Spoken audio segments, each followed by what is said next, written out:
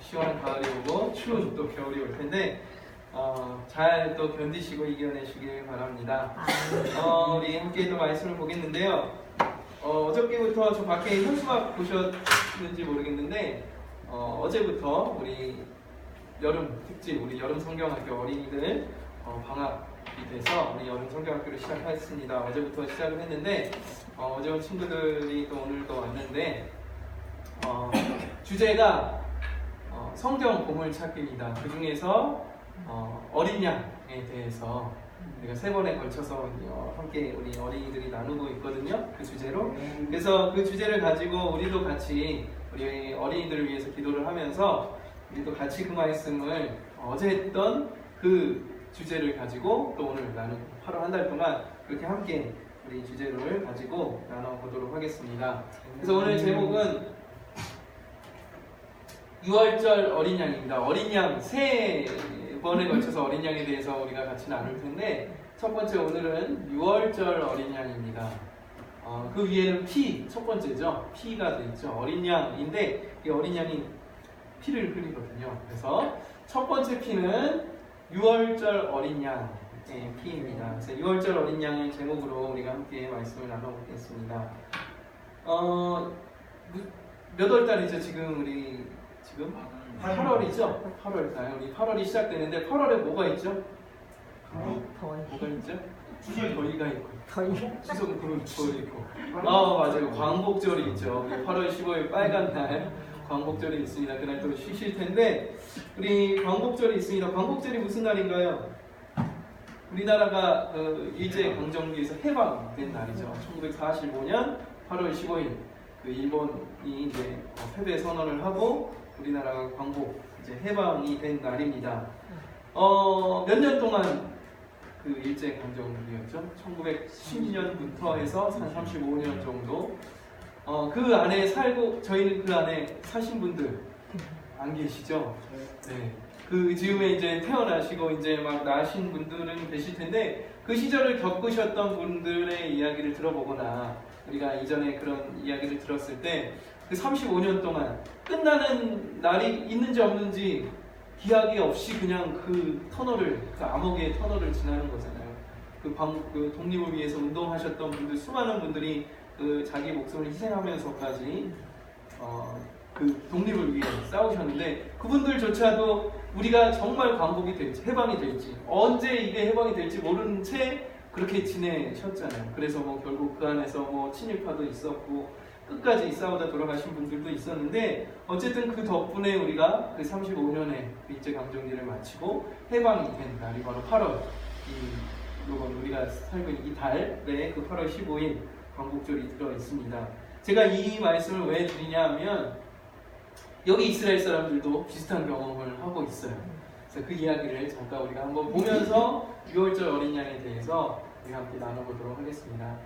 우리 출애굽기 12장 21절에서 22절인데요. 성경책이 있으신 분들은 한번 눈으로 그 출애굽기 12장 그 즈음을 같이 한번 보면서 말씀을 나눠보도록 하겠습니다. 출애굽기 12장입니다. 놓으시고 우리 21절에서 22절까지를 한번 같이 읽어보겠습니다. 시작!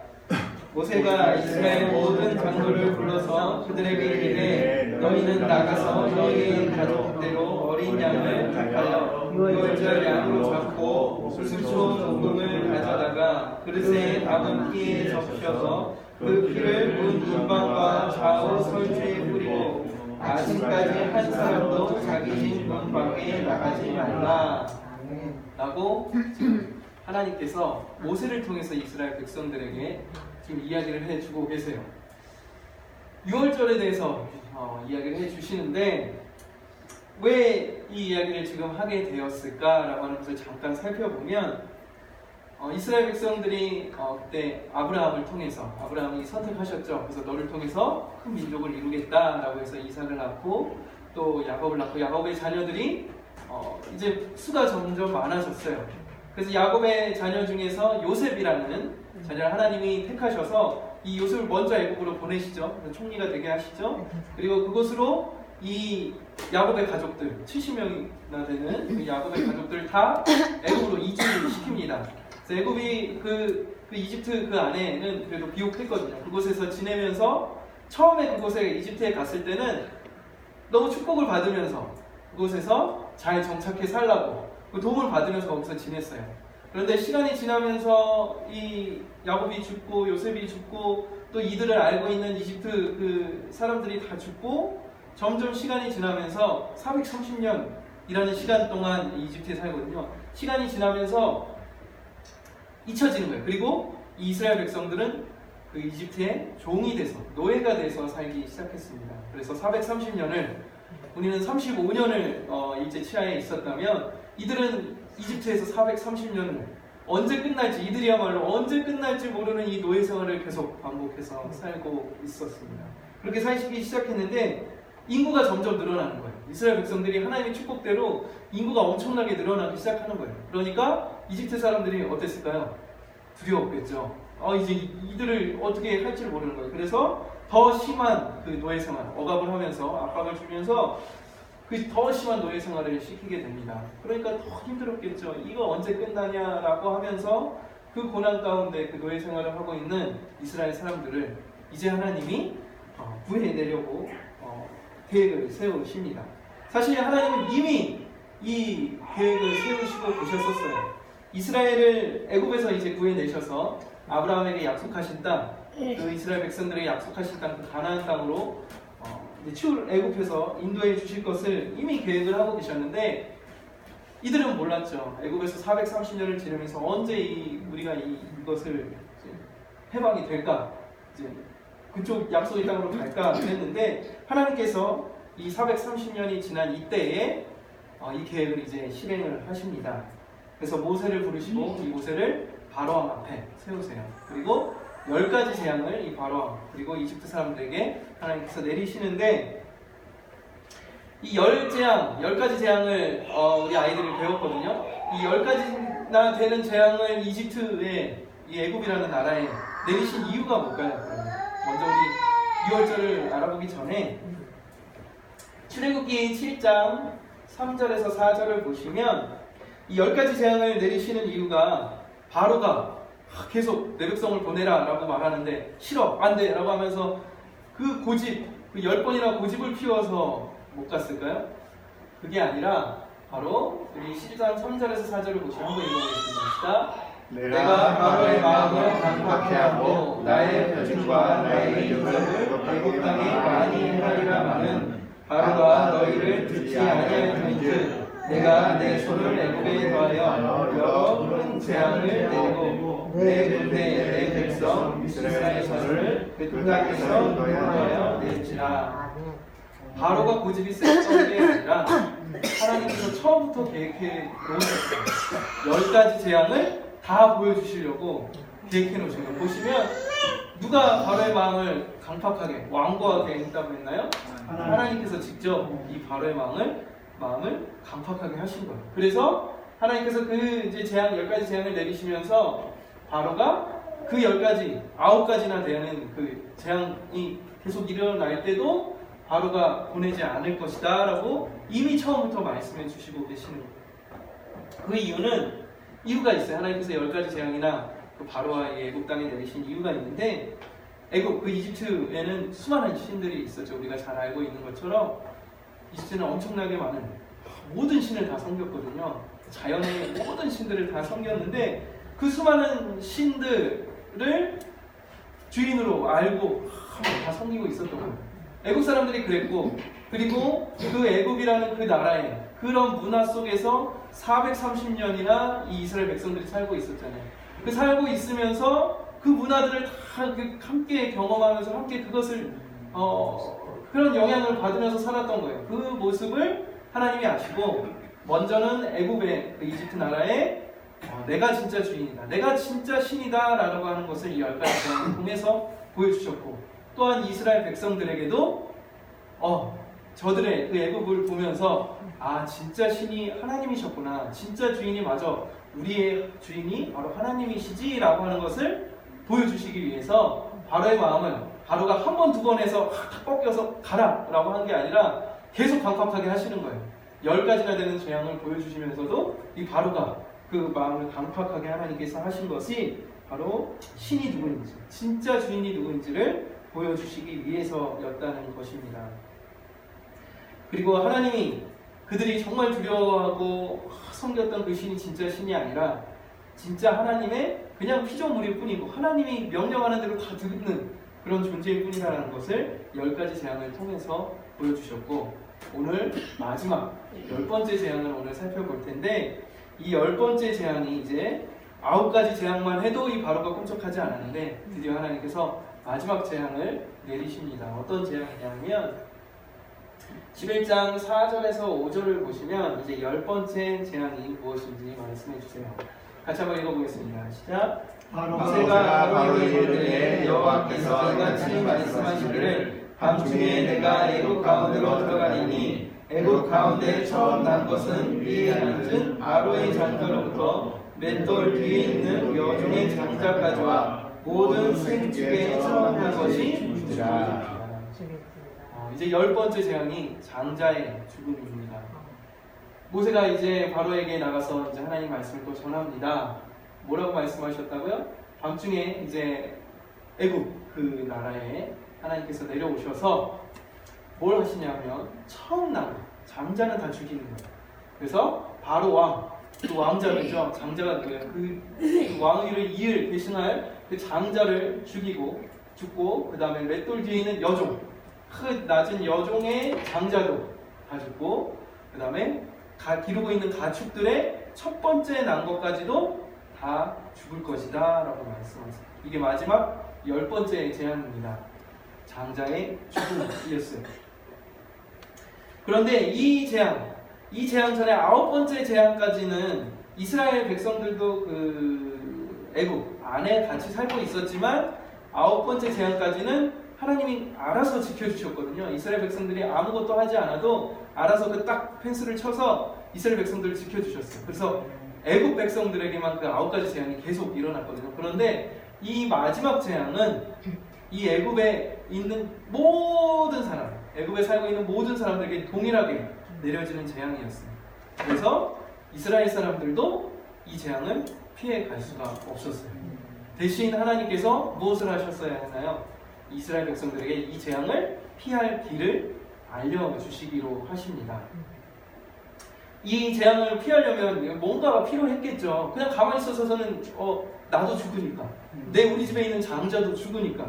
그래서 하나님께서 이 모세를 통해서 이스라엘 백성들에게 이 피할 방법을 알려주십니다. 그래서 아까 우리가 읽었던 출애굽기 12장 21절에서 22절 말씀을 지금 전해주고 있는 거예요. 다시 한번 읽어볼까요? 시작! 모세가 이스라엘 모든 장로를 불러서 그들에게 이르되 너희는 나가서 너희의 가족대로 어린 양을 택하여 유월절 양으로 잡고 우슬초 묵음을 가져다가 그릇에 담은 피에 적셔서 그 피를 문 임방과 좌우 설주에 뿌리고 아침까지 한 사람도 자기 집 문 밖에 나가지 말라 라고 말씀해 주세요.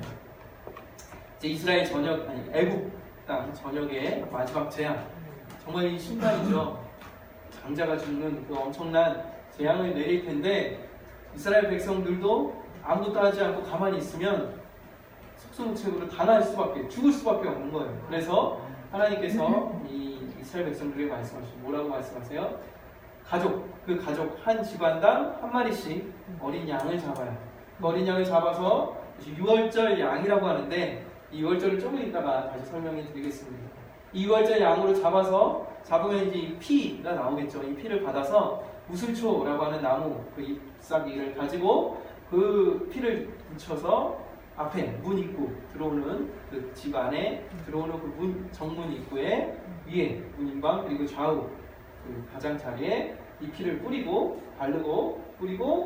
그 안에 아침까지 밖에 나오면 안 돼요. 그 안에 있어야 한다라고 말씀해 주시고 계십니다. 이것이 바로 유월절이라고 하는 계속해서 이스라엘 백성들이 지키게 된 절기인데 이 유월절 양을 잡는 이 장면을 한번 나눠서 우리 같이 그 의미를 살펴보겠습니다. 첫 번째는 어린 양을 잡아야 합니다. 무엇을 잡아요? 어린 양을 잡아야 해요.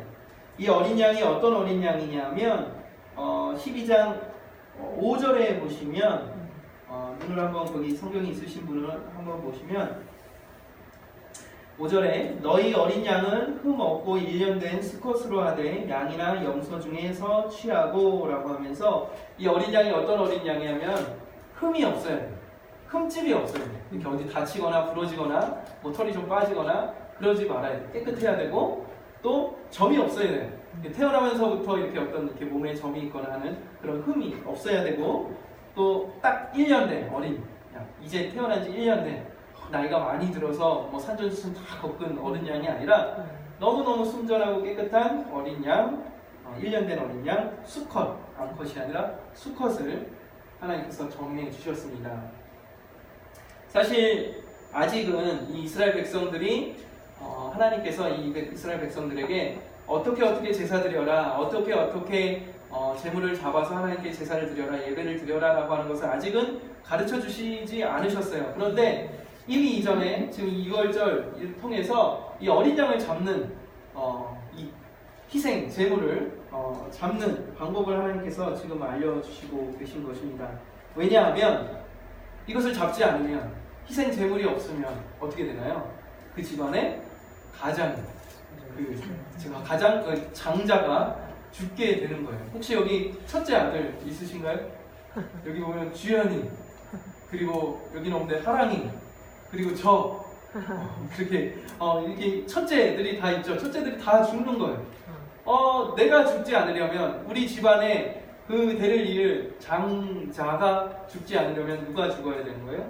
어린 양을 대신 희생 제물로 잡아야 하는 거예요. 그래서 하나님께서 어린 양을 잡아라 라고 말씀하고 계신 것입니다. 그런데 이 흠 없는 어린 양, 깨끗한 어린 양을 잡아야 하는 이유가 또 있어요. 왜냐하면 우리 출애굽기 12장 3절에서 6절을 한번 잠깐 볼까요? 시작. 너희는 이스라엘 회중에게 보아야 이르되 이달여 그래 너희 매인이 어린 양을 취할지니 각 가족대로 그 식구를 위하여 어린 양을 취하되 이달 14일까지 간직하였다가 해질 때에 이스라엘 회중이 그 양을 잡고. 준비 기간이 필요했습니다. 흠없고 순전한 깨끗한 어린 양을 언제 잡냐면 이달 2월절이 있는 달 열흘째 되는 날에 이 양을 데리고 와요. 그 각 집안당 한 마리씩 데리고 와서 그냥 바로 잡는 게 아니라 4일 뒤에 14일까지 4일 동안 간직하고 있다가 그 14일 되는 날 해질녘에 이제 그 양을 잡게 됩니다. 그러면 한번 생각해 보세요. 먼저 이 어린 양을 잡기 위해서 준비를 하는데 우리 집안이 죽음이 오지 않기 위해서는 먼저 순전한 어린 양을 찾아야 돼요. 한 살 된 그리고 흠이 없는 수컷을 딱 찾았어요. 어저께는 큰 양을 그려서 여기다 놨었거든요. 보여줬는데 진짜 그 양을 가지고 와서 이제 4일 동안 그 양을 데리고 있는 거예요.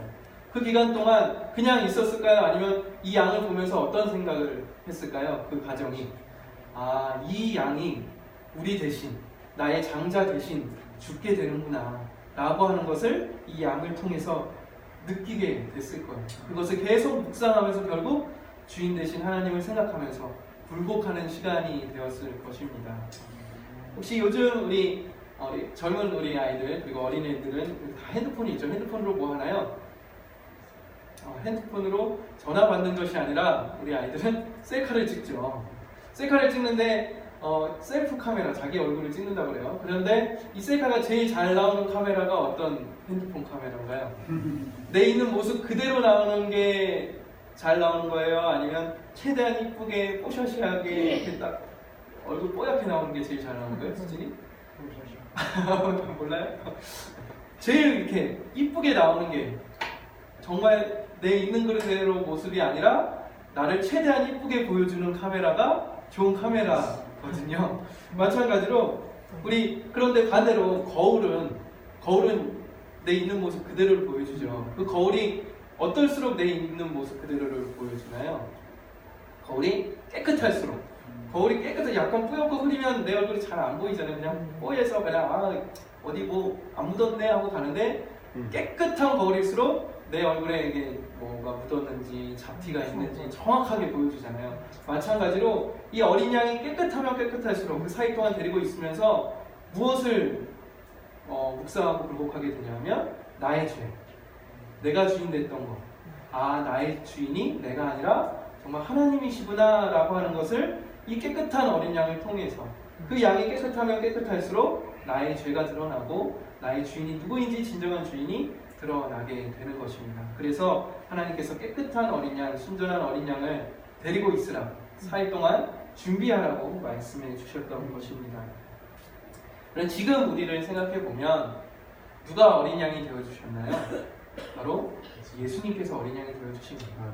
깨끗한 어린 양을 잡으라고 했던 것처럼 예수님이야말로 죄가 없고 흠이 없고 완전한 분이시잖아요. 그렇죠? 완전하신 하나님으로 그 인간의 몸으로 오신 분이 바로 예수님이신데, 그 죄가 없으시고 완전한 분께서 십자가에 죽으셨던 거예요. 죽으셨을 때 뭘 흘리셨나요? 피를 흘리셨죠. 그 죽으시고 부활하셔서 그 피를 가지고 단번에 제사를 드리시면서 우리가 죽었어야 되는데 우리 대신 그 예수님께서 우리를 죄를 대신해서 어린 양이 되셔서, 순전한 어린 양이 되셔서 돌아가셨던 것입니다. 그것을 기억하시면서 그 예수님을 봤을 때, 그 부활하신 예수님을 봤을 때 그러면 어린 양처럼 무엇이 느껴지게 되는 거예요? 나의 죄, 내가 정말 죄인이고 내가 주인 됐던 모든 것들이 드러나게 되고, 오직 주인이 부활하신 예수님이시구나 라고 하는 것을 보게 되는 것, 그게 바로 어린 양의 의미입니다. 두 번째, 그래서 그 어린 양을 준비하라 라고 말씀하셨고, 두 번째는 이 어린 양을 잡아서 그 피를 뿌리고 그 안에 머물라 라고 말씀하십니다.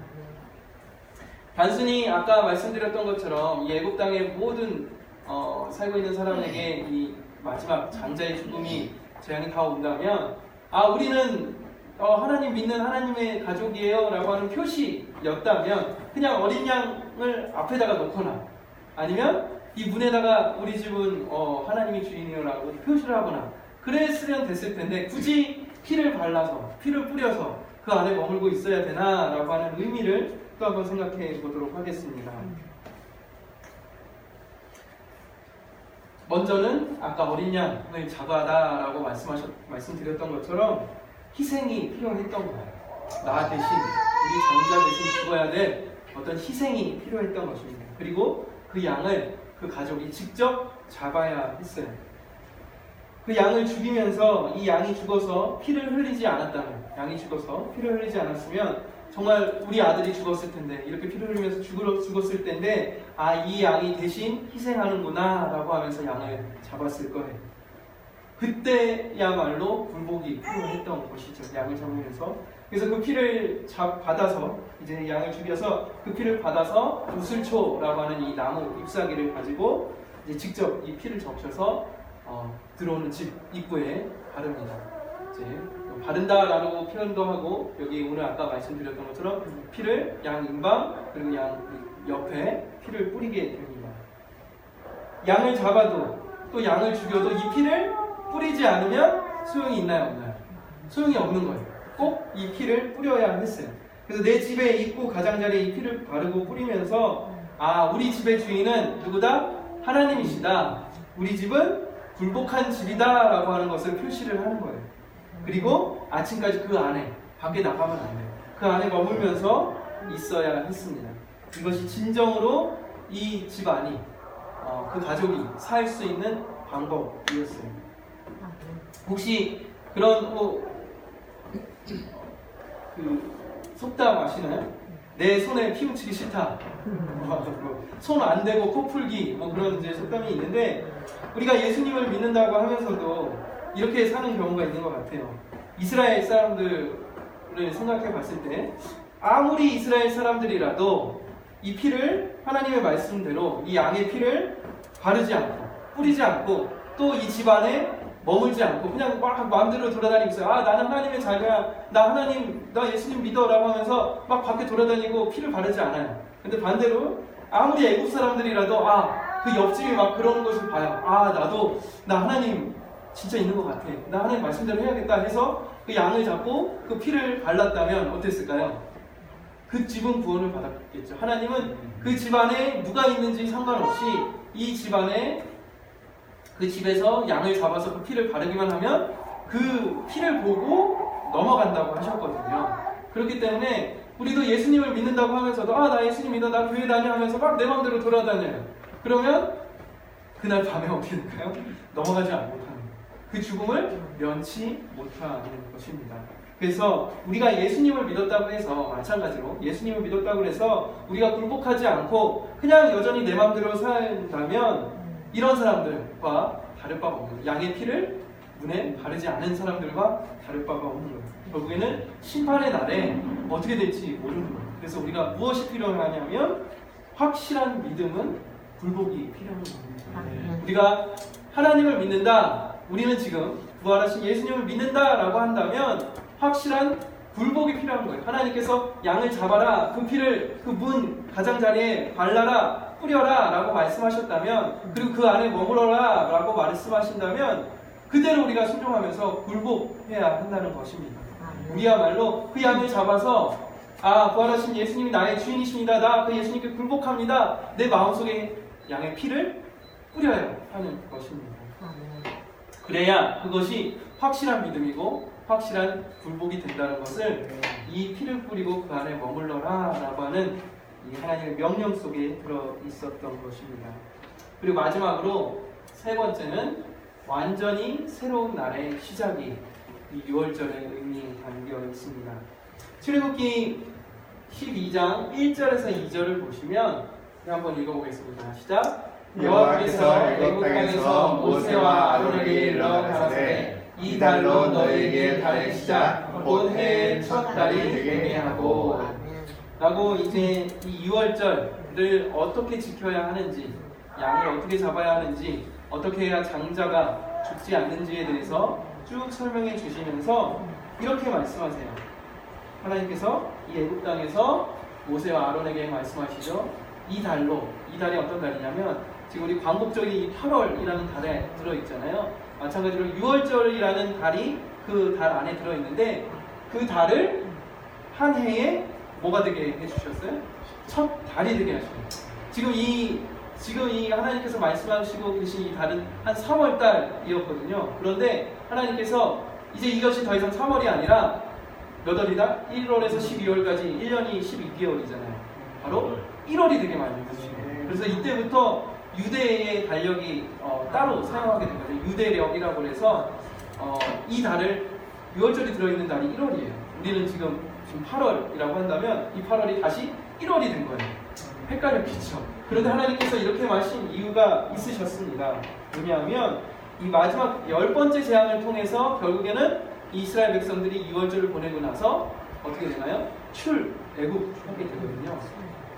430년이나 이 애굽에 종살이를 하고 있던, 주인이 누구인지 잘 알지도 못하면서 그 애굽을 사람들이 주인이 되어서 종살이하던 이 이스라엘 사람들이 진정으로 정치적으로도 완전한 하나님의 나라가 돼서 하나님이 주인이신 하나님의 백성들로 바뀌게 된 날이 바로 2월절이거든요. 그래서 하나님께서 이 애굽의 종에서 자유자로 완전한 하나님의 나라로 회복시키시면서 이 날을 한 해의 첫 날로 다시 정해 주십니다. 주인이 완전히 바뀐 해, 바뀐 달, 그리고 이 6월절로 구원받은 이 달이 완전히 새로운 이 한 해의 첫 달이 되게 해 주셨던 거예요. 하나님께서 이 첫 달로 의미를 부여해 주신 이유가 고린도서 5장 17절을 보시면 우리가 또 쉽게 이해할 수가 있어요. 한번 읽어보겠습니다. 시작. 그런즉 누구든지 그리스도 안에 있으면 새로운 피조물이라 이전 것은 지나갔으니 보라 새 것이 되었다. 우리도 예수님을 믿으면 뭐라고 말하나요? 거듭났다라고 말하잖아요. 거듭났다라고 하는 말은 다시 태어났다라고 하는 거거든요. 그래서 예수님께 어떤 한 사람이 물어봐요. 거듭나기 위해서는 다시 엄마 뱃속에 들어갔다 나와야 됩니까? 라고 물어봐요. 참 어리석은 질문이긴 하지만 심오한 질문이에요. 왜냐하면 우리가 예수님을 주인으로 믿으면 다시 태어났다고 분명히 하나님께서 말씀하시거든요. 그렇기 때문에 우리가 처음 태어난 날, 엄마 뱃속에서 진짜 태어난 날이 있지만 우리가 진짜 예수님을 믿으면 어떻게 된다고요? 다시 새롭게 태어났다. 완전히 새로운 사람으로 살아가게 된다는 거예요. 그런 것처럼 하나님께서 이 6월절을 통해서 이스라엘 백성들을 출애굽하셨을 때 그 달을 첫 해의 첫 달로 한 해의 첫 달로 만들어 주신 것은 이 의미를 가지고 있습니다. 이전에 내가 주인 됐던 것, 이전 것은 다 지나갔고 이제 완전히 새로운 인생, 새로운 삶, 새로운 한 해를 시작하는 거다라고 이 이스라엘 백성들에게 6월절을 통해서 말씀하고 계십니다. 마찬가지로 우리도 새 것이 되었어요. 그죠? 우리가 예수님을 믿고 부활하신 예수님이 나의 주인이십니다 라고 굴복할 때 우리도 완전히 새 사람이 되는 것입니다. 우리의 삶이 완전히 또 새로운 삶이, 새로운 해가, 새로운 달이, 새로운 날이 다시 시작되는 것입니다. 그것을 믿으시면서 살아가시길 바랍니다. 그래서 우리가 마무리를 지으면서 이 오늘 제목 6월절 어린 양이었어요. 10가지 재앙을 보여주셨고 마지막 10번째 재앙은 그 누구도 피해갈 수 없었어요. 애굽에 살고 있는 누구든지 그게 이스라엘 사람이든지 애굽 사람이든지 상관없이 누구에게나 그 재앙이 임할 거라고 하나님께서 말씀하셨습니다. 그래서 무엇이 필요했나요? 희생 제물이 필요했죠. 6월절 어린 양, 이 6월절 어린 양의 피로 애굽의 속박에서 구원을 받았습니다. 이스라엘 백성. 또 이 6월절 어린 양의 피로 그 피를 문인방과 문설주에 뿌리면서 그 피를 뿌린 집에 안에 있는 가족들은 다 구원을 받게 되었습니다. 그리고 6월절 어린 양의 피로 누가 진짜 주인인지, 이제 우리가 누구를 따라가야 하는지, 누구에게 굴복해야 하는지가 정확해졌습니다. 마지막으로 6월절 어린 양의 피로 이제 완전히 새로운 삶이 시작됩니다. 한 해의 시작을 다시 하나님께서 정해주셨던 것처럼 완전히 새로운 삶이 이스라엘 백성들에게 시작이 되었습니다. 이제 출애굽의 여정이 시작되겠죠. 어쨌든 그 시작은 이 6월절로 하나님께서 완전히 새롭게 시작해 주셨어요. 아까 말씀드렸던 것처럼 이 마지막 재앙은 이 애굽에 살고 있는 모든 사람들에게 임했다고 말씀드렸죠. 마찬가지로 이제 마지막 때가 곧 올 것이라고 하나님께서 말씀해 주시고 계십니다.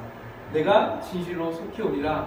아멘 주 예수여 오시옵소서라고 말씀하셨는데 이제 심판의 때가 옵니다. 심판하러 오시는데 우리 정다운 교회는 빼고 다른 사람들에게만 심판이 임하나요? 아니죠.